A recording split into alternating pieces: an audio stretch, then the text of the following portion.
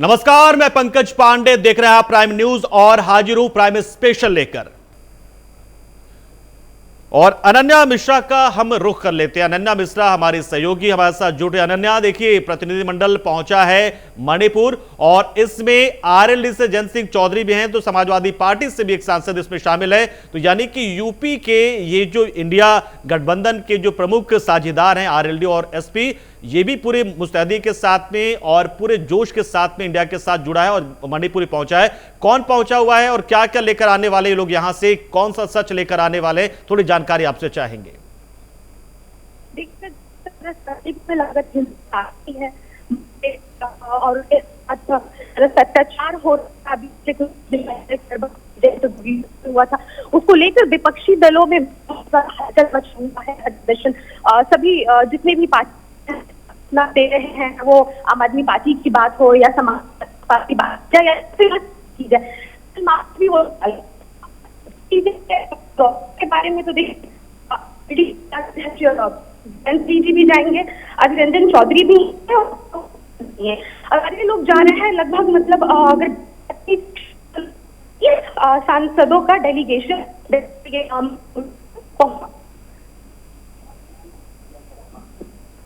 बिल्कुल अनन्या। तो अनन्या, ये समाजवादी पार्टी से और आरएलडी से लोग जा रहे हैं कि कुछ दूसरे भी और लोगों के जाने की खबर है? वैसे तो सिर्फ 2 ही लोग हैं, ये पता चल गया है। तो ये लोग क्या करने वाले क्या हैं वहां पर जाकर? जिस तरह से मोदी की अगर बात की सभा जा रहा में इतना बड़ा लगातार अगर बात लगभग जारी है वहां पे, उसके बावजूद नाम ले रहा है। बात कीजिए वहां के मुख्यमंत्री करने की भी मांग विपक्ष। बिल्कुल, तो अनन्या हमारे साथ जुड़ रही है इस खबर पर और अनन्या से संपर्क थोड़ा हमारा जो है वो टूट जा रहा है। संपर्क जो है थोड़ी सी दिक्कत उसमें आ रही है, लेकिन शायद ये वही संपर्क है जो मणिपुर से हमारा नहीं हो पा रहा। आप खुद सोचिए कि मणिपुर से चीजें कितनी छन छन कर आती होंगी, क्योंकि इंटरनेट कनेक्शन बंद हैं और इसी तरीके से वहाँ पे वहाँ की सच्चाई जो है, जो सरकार बताना चाहेगी, जो राज्य सरकार बताना चाहेगी, और इसीलिए राज्य सरकार जो है निशाने पर है और इसीलिए बार बार दबाव बनाया जा रहा है केंद्र सरकार पर कि आप बर्खास्त करें, राष्ट्रपति शासन लगाए वहाँ पर, या दोबारा चुनाव वहाँ बैठाएं, या फिर आप खुद इस पे जाकर इस मामले को देखें। हालांकि अमित शाह जा चुके हैं, लेकिन अभी तक वो मामला जो है वो शांत नहीं हो पाया। आज भी रह रहकर वहां पर हिंसा से जुड़ी खबरें सामने आई जाती है। न जाने कौन सा गुस्सा वहां दोनों समुदाय के लोगों के बीच में है।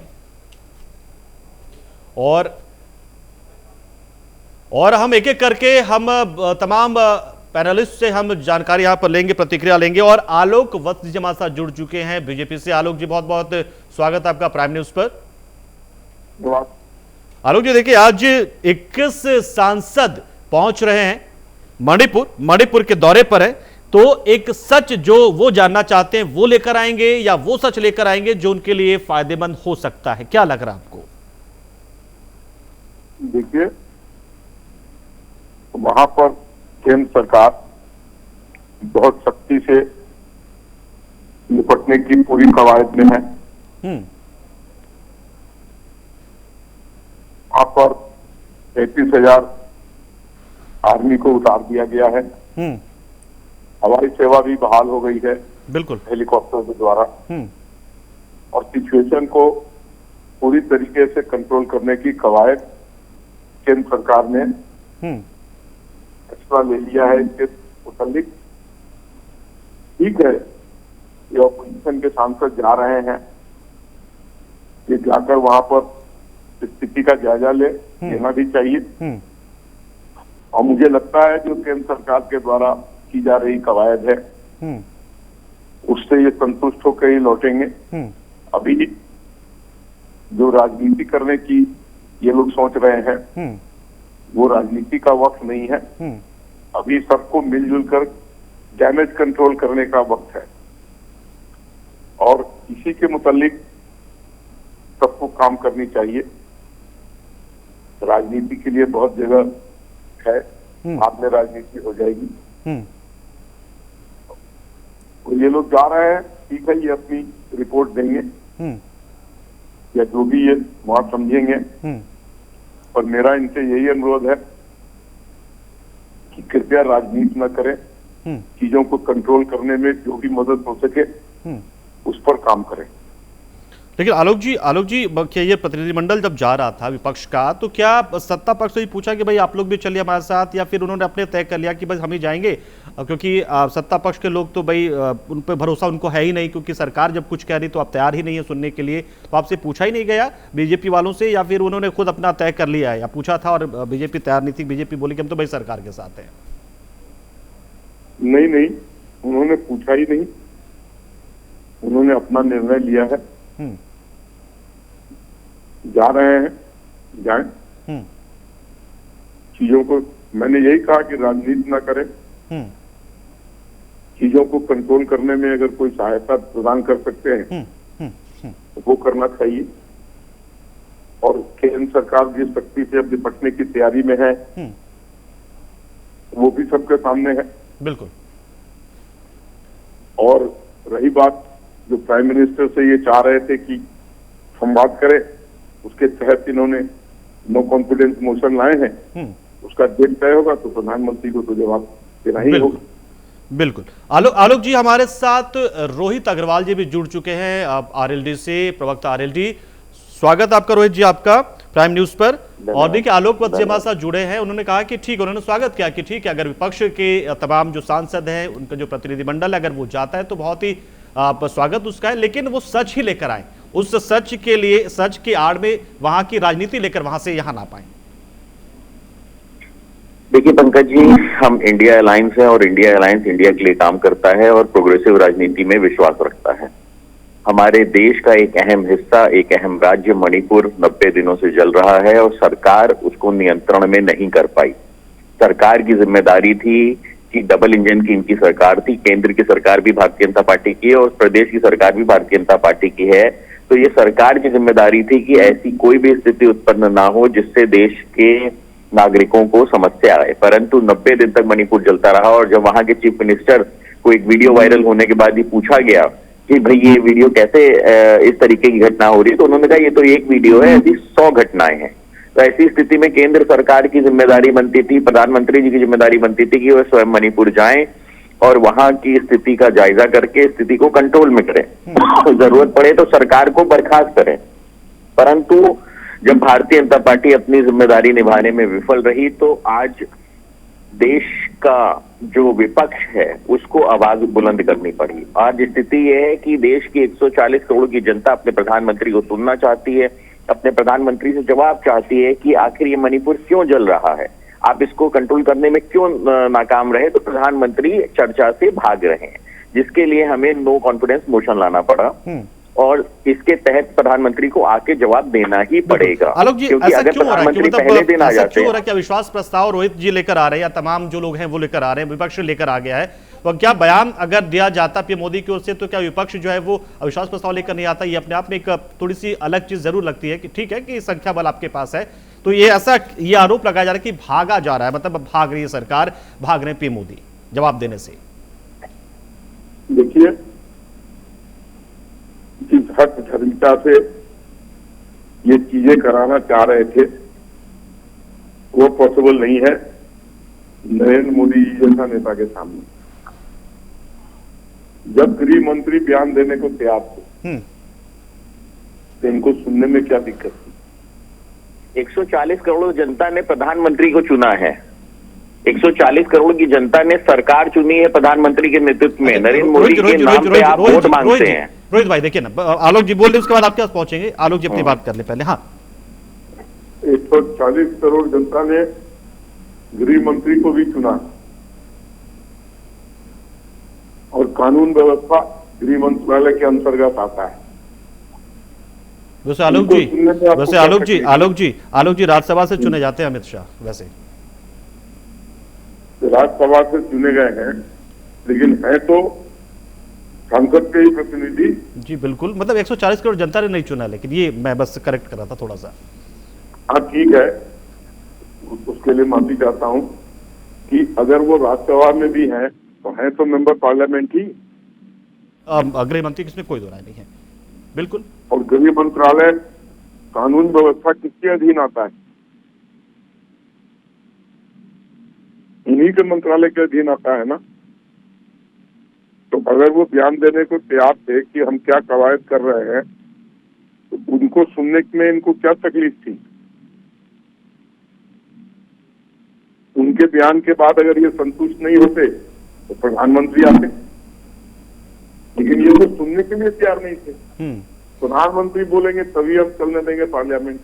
हाँ, ये बात सच है। बिल्कुल। अच्छा रोहित जी, बिल्कुल आलोक जी ने बात बिल्कुल सही कही है कि भाई गृह मंत्री है, आंतरिक सुरक्षा का मामला है, और ऐसे में गृह मंत्री वहां का दौरा करके आए हैं, वहां की हकीकत जान को और आपको बता रहे, तो वो बयान देने के लिए अगर तैयार है, क्या दिक्कत है यहाँ पर, क्या दिक्कत है? देखिए, गृह मंत्री जी वहां का दौरा करके आए, 3 दिन वहां पे रह के आए, उसके बाद भी अगर उनको सत्य नहीं पता चला, उसके बाद वो वीडियो वायरल होता है कि गृह मंत्री के दौरे से पहले की घटना है, और गृह मंत्री ने उस 3 दिन के दौरे के बाद ये आके देश को नहीं बताया कि वहां पे इस तरीके से मणिपुर चल रहा है, तो सवाल तो उठेगा ना।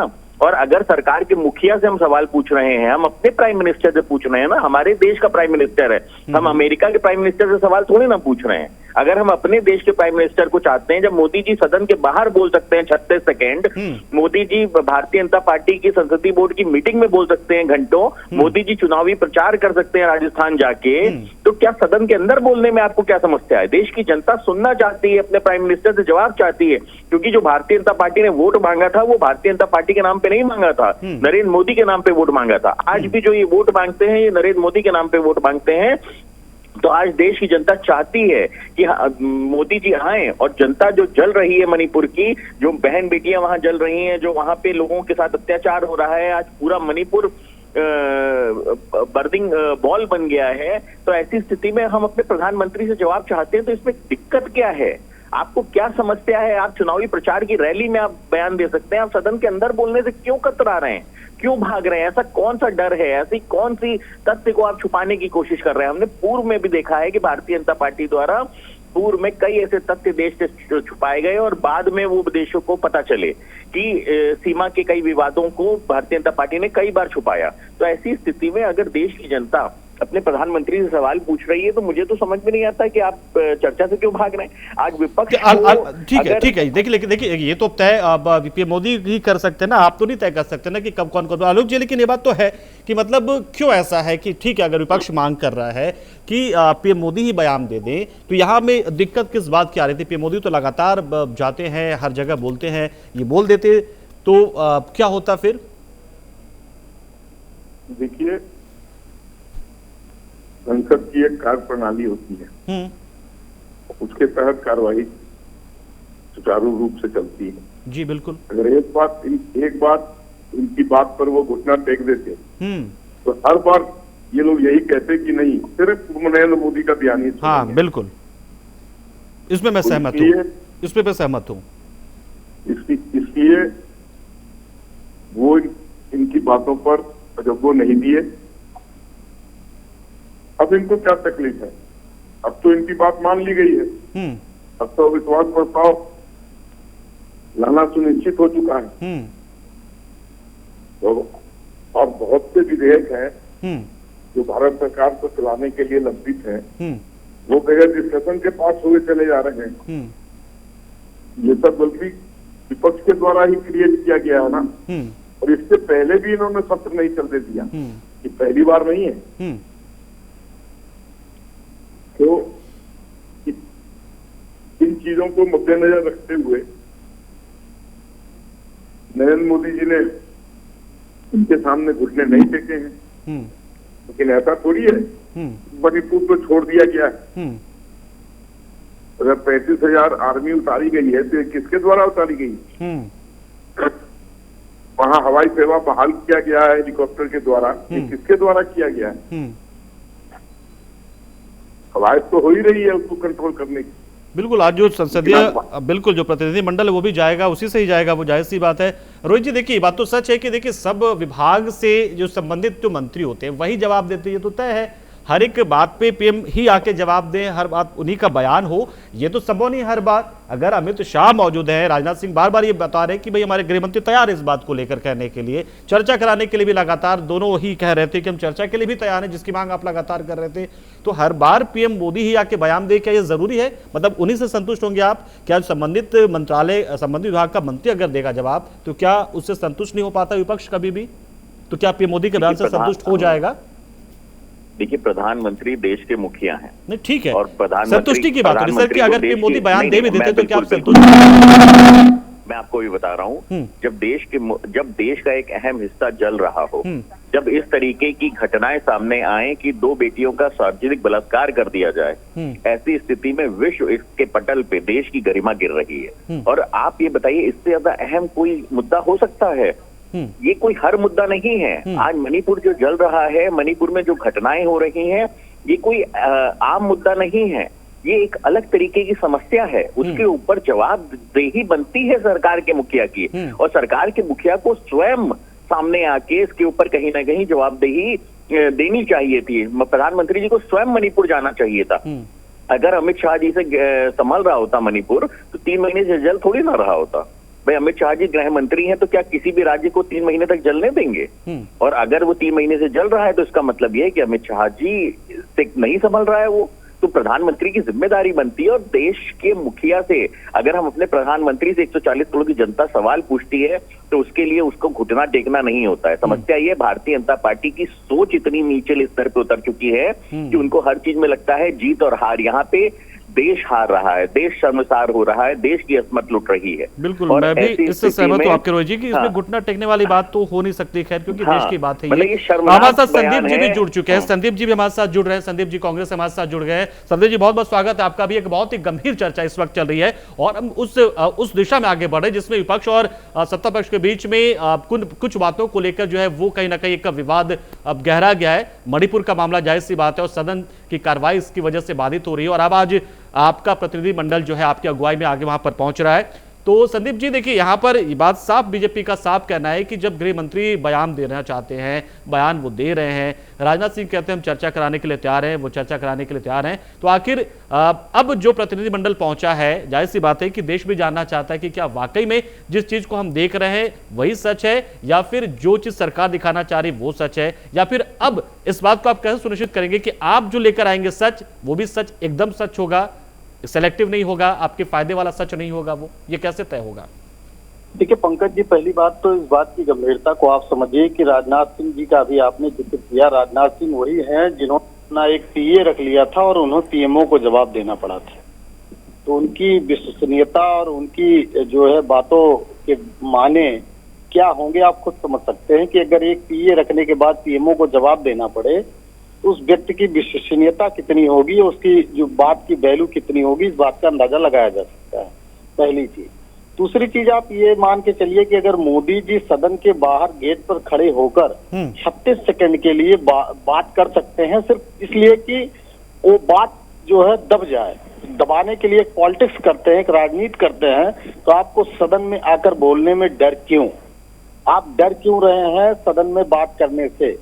क्योंकि सदन में आप बात करेंगे तो वहां पर बातें जो होती हैं ऑथेंटिक बातें होंगी, वहां पर आपको तथ्यों पर बात करनी होगी। आपकी लफाजी वहां पर बाहर जैसे मीडिया में आप कर लेते हैं, वो वहां नहीं चल पाएगी, क्योंकि वहां पर अगर आप जो है गलत तथ्य देंगे, गलत बात करेंगे, तो संसद की अवमानना होगी। और इस बात को मोदी भली बात समझते हैं, मोदी जी, और यही वजह है कि वो सदन से भाग रहे हैं, क्योंकि आपको सच्चाई रखनी पड़ेगी, तो देश के सामने सच्चाई आ जाएगी। और रही बात चर्चा कराने की, अमित शाह जी बातें कह रहे हैं ना, अगर चर्चा कराने की बात है तो विपक्ष ये मांग कर रहा है कि बहुत बार जो है विस्तृत चर्चा हुई है, असीमित समय के लिए चर्चा हुई है, आप क्यों उसको बाउंड कर देना चाहते हैं 70 मिनट की चर्चा में? क्यों आप बाउंड कर देना चाहते हैं उसको, जो है कि जो है लोगों की बात ना पाए, देश की बात ना पाए? संसद जो है देश की आवाज होती है, वहां पर जनता की आवाज सुनी जाती है, और जनता की आवाज विपक्ष के माध्यम से, विपक्ष एक आईना होता है, विपक्ष ने आईना दिखाया काले कपड़े पहनकर। तो पीयूष गोयल ने क्या कहा कि मन काले हैं? नहीं साहब, मन नहीं काले हैं, विपक्ष आईना होता है, वो आईना दिखा रहा था कि ये देखिए आप काले हैं, आपका मन काला है और आप किस तरीके से काले कारनामे कर रहे हैं और उसको छिपाने के लिए क्या क्या कर रहे हैं। तो आज जो हमारा डेलीगेशन जा रहा है मणिपुर, उसका मुख्य उद्देश्य यही है कि हम ग्राउंड रियलिटी को लेकर आएंगे और तथ्यों के आधार पर लेकर आएंगे। क्यों ये बातें हमें करनी पड़ रही हैं? ठीक है, क्योंकि वहां पर इंटरनेट आलोक वत्स जी, देखिए यहाँ पर देखिए साफ तौर पर यहाँ पर देखिए विपक्ष के तमाम लोगों ने यहाँ तक कि काउंट कर लिया है कि कितना सेकंड पीएम मोदी ने बयान दिया संसद के बाहर में मणिपुर को लेकर। 36 सेकंड का जिक्र यहाँ पर हो रहा है। 70 सेकंड का कुल उनकी बाइट उस दिन थी जिसमें राजस्थान और छत्तीसगढ़ को पे लपेट लिया था उन्होंने। तो यहाँ पर देखिए यह बात सच है कि यहाँ पर कहा जा रहा है कि मतलब ये गतिरोध दूर कैसे होगा। मान लीजिए विपक्ष के लोग वहां पर गए हैं, वहां से बहुत सी चीजों को लेकर आएंगे, हो सकता है फैक्ट फाइंडिंग में कुछ चीजें लेकर आए वहां से, तो क्या गतिरोध ये दूर हो जाएगा? क्या सरकार की ओर से ऐसी कोई कोशिश होगी कि गतिरोध दूर हो? क्योंकि विपक्ष का तो साफ कहना है कि भाई हम चाहते हैं चर्चा हो जाए, हम चाहते हैं बयान इस पे पीएम मोदी दे दें, और अब तो अविश्वास प्रस्ताव भी लाया गया है। तो सत्ता पक्ष की ओर से क्या कोशिश होगी, या सिर्फ इसलिए इतनी है कि हम अविश्वास प्रस्ताव को स्वीकार हो गया है, बस अब वही हमारा काम खत्म? देखिए पंकज जी, मणिपुर का मामला नया नहीं है। 2003 में भी इस तरीके की वारदात हुई थी और 750 लोग मारे गए थे। 5 वर्ष लगा था कंट्रोल करने में, और आज ये 3 महीने में चाहते हैं कि मामला एकदम दुरुस्त कर दिया जाए। उस समय क्यों नहीं इन्होंने 5 वर्ष क्यों टाइम दिया था? और उस समय 750 मौतें हुई थी, उसका क्या जवाब है इनके पास? बिल्कुल। तो जब ऐसी परिस्थिति हो जाती है तो वो एक दिन में कंट्रोल नहीं किया जा सकता है। और ये कह रहे थे कि देश शर्मसार हो रहा है, तो क्या राजस्थान की घटना से देश शर्मसार नहीं हुआ? क्या वेस्ट बंगाल की घटना से देश शर्मसार नहीं हुआ? क्या छत्तीसगढ़ की घटना से देश शर्मसार नहीं हुआ? क्या झारखंड की घटना से देश शर्मसार नहीं हुआ? वहां की बहू बेटियां क्या अलग थी? तो चीजों को हमने उस पर राजनीति नहीं की, हमने वहां फैक्ट फाइंडिंग कमीशन नहीं भेजा। तो हम लोग वहां पर पूरी कवायद कर रहे हैं ठीक करने के लिए। हमें सहयोग और साथ चाहिए, बिल्कुल, न कि इस पर राजनीति चाहिए। बिल्कुल। 2003 में जो 750 मौतें हुई थी उसके लिए क्यों नहीं ये बोल रहे हैं? क्यों नहीं कंट्रोल कर लिया था? किसकी सरकार थी उस समय? मैं जवाब दे देता हूँ पंकज जी। बिल्कुल। अच्छा आलोक जी, महेश आर्या जी भी हमारे साथ जुड़ चुके हैं। महेश आर्या जी भी हमारे साथ जुड़ चुके हैं समाजवादी पार्टी से। महेश आर्या जी, आपका बहुत स्वागत है। देखिए हमारे साथ आलोक वत्स जी हमारे साथ रोहित जी भी संदीप जी जुड़ चुके हैं, हमारे साथ रोहित अग्रवाल भी जुड़ चुके हैं। बस आप ही का इंतजार हो रहा था। तो महेश आर्या जी, देखिए विपक्ष के सांसद जो है एक प्रतिनिधि मंडल के तौर पर, एक डेलीगेट्स के तौर पर जा तो रहे हैं, लेकिन क्या उम्मीद करे देश? क्या अब सब कुछ ठीक हो जाएगा आपके जाने के बाद से? वहां से क्या जो सच्चाई है वो सामने आ जाएगी? क्या आप दोनों पक्षों से वहां पर मुलाकात करेंगे, या फिर सिर्फ कुकी या नगा से और मैती को छोड़ देंगे, या फिर सभी को बैठाकर एक साथ बात करने वाले? क्या करने वाले हैं आप लोग? जा रहा है तो मैं समझता हूं कि ये अपना उस धर्म को निभा रहा है, इंसानियत का धर्म निभा रहा है। ये जो राजधर्म वहाँ की सरकार को निभाना चाहिए, केंद्र में बैठे हुए लोगों को अपना धर्म को निभाना चाहिए, वो तो नहीं निभा पा रहे हैं, फेलियर हो गए हैं। और उनको मणिपुर की हिंसा पे कोई उसके जवाब नहीं बनता। देश का प्रधानमंत्री दुनिया में जाकर के लंबे लंबे चौड़े भाषण करते हैं, लेकिन पार्लियामेंट में जब पूरे देश की संसद के सांसद बुलाते हैं तो उस समय वो वहाँ आने को गवारा नहीं करते और उस पे एक शब्द बोलना पसंद नहीं करते।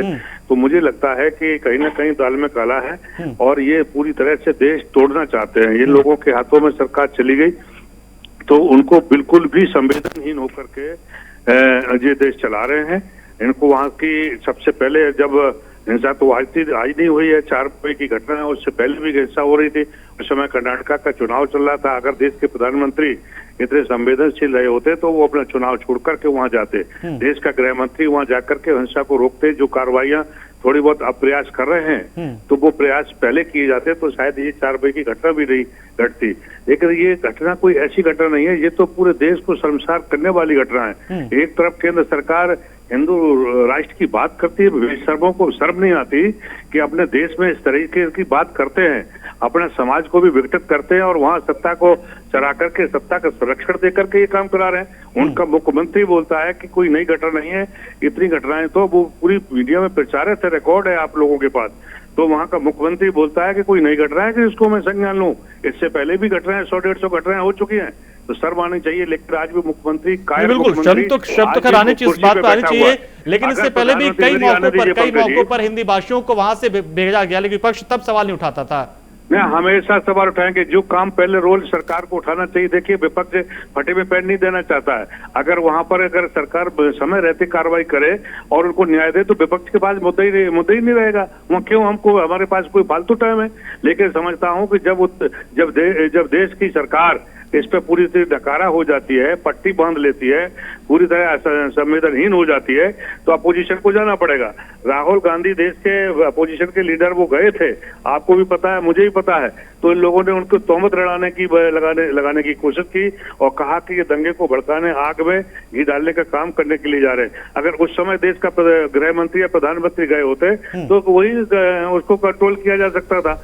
तो आज उनके पास जवाब नहीं है। और मैं समझता हूँ ये गलत इंटरप्रिटेशन देकर, बयानबाजी कर करके जनता को गुमराह कर रहे हैं कि जब भी कोई मामला आता है तो उसको ना बोल करके अन्य स्टेटों की घटनाओं का जिक्र करने लगते हैं कि भाई हरियाणा को उसको देखिए, राजस्थान को जहां पर इनकी गवर्नमेंट नहीं है, उन्हें अपोजिशन की गवर्नमेंट पे उंगली उठाते हुए उससे बचना चाहते हैं। ये ऐसे अपनी जिम्मेदारियों से बच नहीं सकते, ये बहुत बचकानी बात है। हेलो, बहुत बहुत शुक्रिया महेश जी, आपका शुक्रिया। वक्त की कमी है और जाहिर सी बात हमने चर्चा की और उम्मीद करते हैं कि कोशिशें वहां से जो की जा रही विपक्ष की ओर से उसका भी एक सार्थक नतीजा निकले। रोहित जी आपका बहुत शुक्रिया, आलोक सर आपका बहुत शुक्रिया, महेश जी आपका शुक्रिया और संदीप जी आपका भी बहुत बहुत शुक्रिया। आप लोग हमारे साथ जुड़े इस चर्चा में।